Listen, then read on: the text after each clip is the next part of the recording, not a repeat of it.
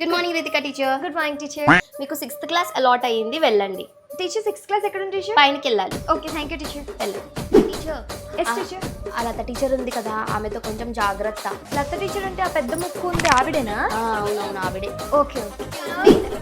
మీరు కొత్తగా వచ్చిన రితిక టీచరా? అవునండి. అందుకే మీకు తెలియదేమో, ఇక్కడ స్కూల్లో చైర్స్ మీద కూర్చోవద్దు టీచర్. అయ్యో అయ్యో తెలియదు టీచర్ నాకు. అదేంటంటే మా పాత మీ పాత స్కూల్ మాటలు నేను వినను, అది పక్కన పెట్టేయండి చైర్.